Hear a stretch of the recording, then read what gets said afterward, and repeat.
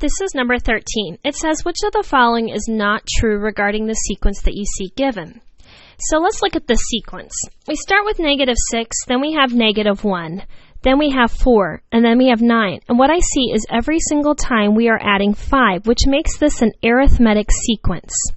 Now, that means my common difference would be 5. So common difference, just like the idea of slope, but the common difference is 5. And so let's look. It says the explicit form of this sequence is, this is almost in slope-intercept form, like y equals mx plus b. So if you think of it like a line in slope-intercept form, 5 would represent the slope, the rate of change, which matches my common difference. So far, so good. It works. But then we need to look at what we would call, this would be like the y-intercept.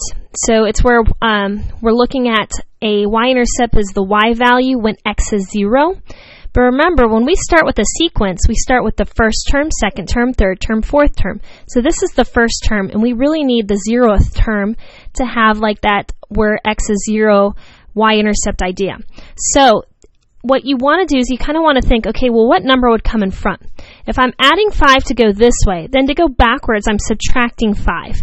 So -6 minus 5 would make this -11, which matches. So this is the explicit form. It says the domain of this sequence is all natural numbers, and the range is the sequence itself.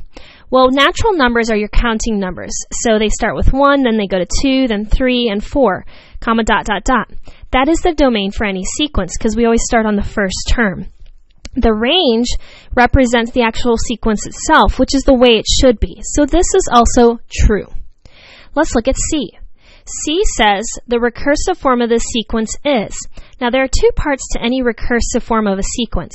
The first part is telling me what the first term is, which they gave to me. The first term is -6. The second part is to say the term you want, so T sub n, is equal to the previous term. To show me one previous term, you're going to subtract 1 from the previous term. So you take the term -1. So far, again, we're doing well. So the term we want equals the term before it. And what are we doing to the term before it? How do I get from here to here? I'm adding 5 each time. So that is actually true as well. Let's look at this graph. Something must be wrong with this graph then. So when we graph any sequence, the first term would go with the first number. So this is like your term number, this is like the actual sequence. That's the idea of that domain and range over here. So then another ordered pair I could graph is my second term is -1. My third term is 4. And my fourth term is 9. That means these coordinates should actually be plotted.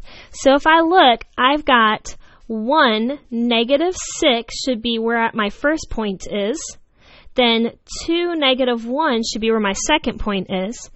3, 4 should be where my third point is. This is the way the sequence is looking. And so that does not match this graph here, which means that my answer choice has to be D.